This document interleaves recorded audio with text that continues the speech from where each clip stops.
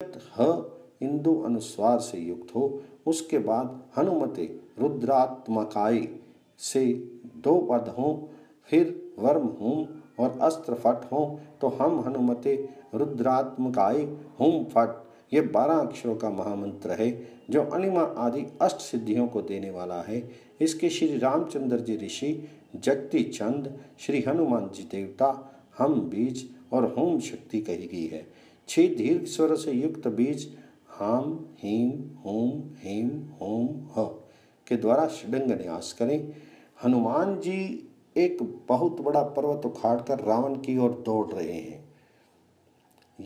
वे लाक्षा महावर के रंग के समान अरुण वर्ण है, काल अंतक तथा यम के समान भयंकर जान पड़ते हैं। उनका तेज प्रज्वलित अग्नि के समान है। वे विजयशील तथा करोड़ों सूर्यों के समान तेजस्वी हैं। अंगद आदि महावीर उन्हें चारों ओर से घेर कर चलते हैं। वे साक्षात रुद्र स्वरूप हैं। भयंकर सिंहनाद करते हुए वे रावण से कहते हैं, अरे ओ दुष्ट, युद्ध में खड़ा तो रहे। इस प्रकार शिव अवतार भगवान हनुमान जी का ध्यान और पूजन करके 1 लाख मंत्र का जप करें। तदनंतर दूध दही भी मिलाए चावल से दशांश होम करें। विमल आदि शक्तियों से युक्त पूर्वोक्त वैष्णव पीठ पर मूल मंत्र से मूर्ति कल्पना करके हनुमान जी की पूजा करनी चाहिए। एकमात्र ध्यान करने से भी मनुष्य को सिद्धि प्राप्त होती है, इसमें संशय नहीं है। अब मैं लोकहित की इच्छा से इस मंत्र का साधन बतलाता हूँ। हनुमान जी का साधन पुण्यमय है। वह बड़े बड़े पातकों का नाश करने वाला है।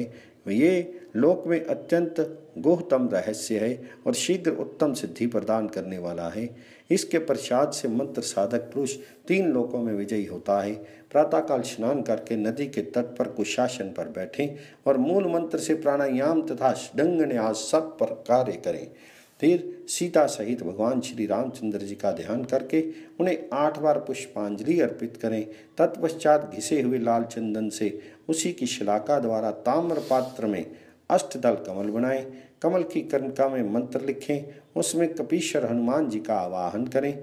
मूल मंत्र से मूर्ति निर्माण करके ध्यान तथा आवाहन पूर्वक पाद्य आदि उपचार अर्पण करें।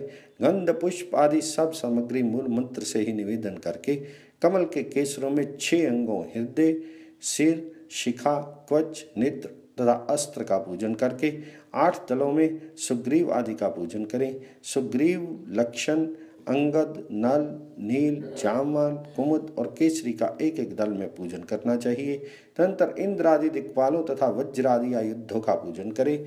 इस प्रकार मंत्र सिद्ध होने पर मंत्रवाचक पुरुष अपनी अभीष्ट कामनाओं को सिद्ध कर लेता है।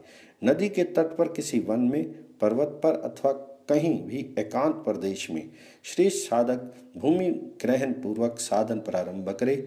आहार, श्वास, वाणी और इंद्रियों पर संयम रखे।